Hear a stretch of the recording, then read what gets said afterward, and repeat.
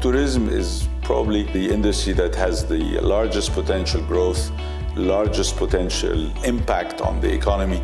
And I think it's time now for Egypt to have a great house for their civilization. Other than its unique architecture, and it's a particular building just in front of one of the 7 wonders of the world. Your view is the pyramids. I think all these factors make that particular project a unique one. From a construction point of view, it's a building that has a purpose.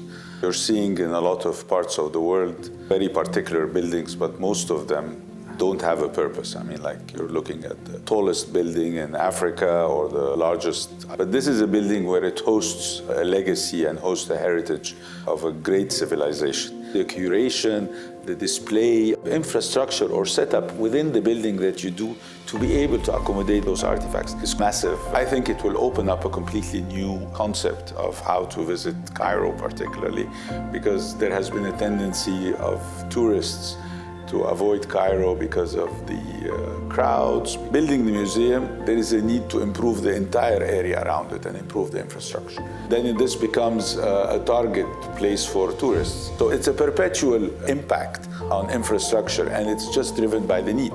I wouldn't be surprised that having that opening of the museum, you start seeing that the people would be excited to invest.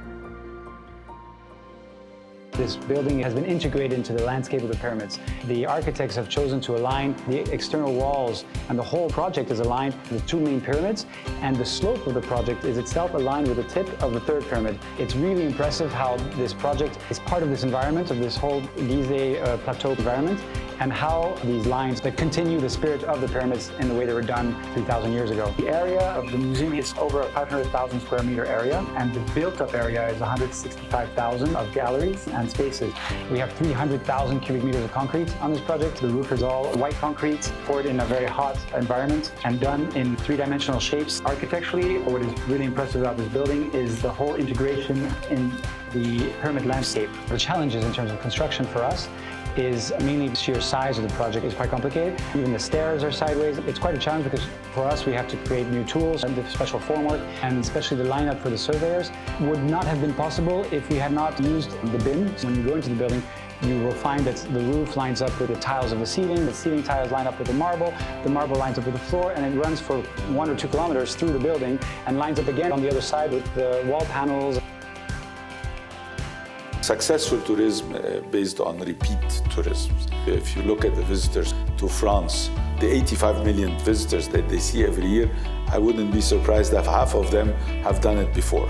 So I think we need to look at the quality of life that we need to provide to the tourists, and allowing tourists to have good food, good services, better hotels, more flexibility in going in and out, better connections from whether outbound and within the country.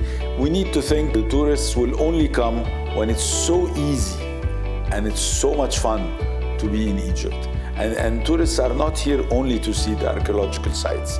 Tourists are here to have fun, to enjoy the sun, to go to the beach. These are the repeat tourists. We should be quite ambitious. We should hit 20 million and 30 million tourists a year. And we need more restaurants, more services, improve infrastructure, which will have also an impact directly or indirectly on construction services. It's extremely essential for a country like Egypt and other countries in Africa to start hosting their own civilization in a way that people can come and see it.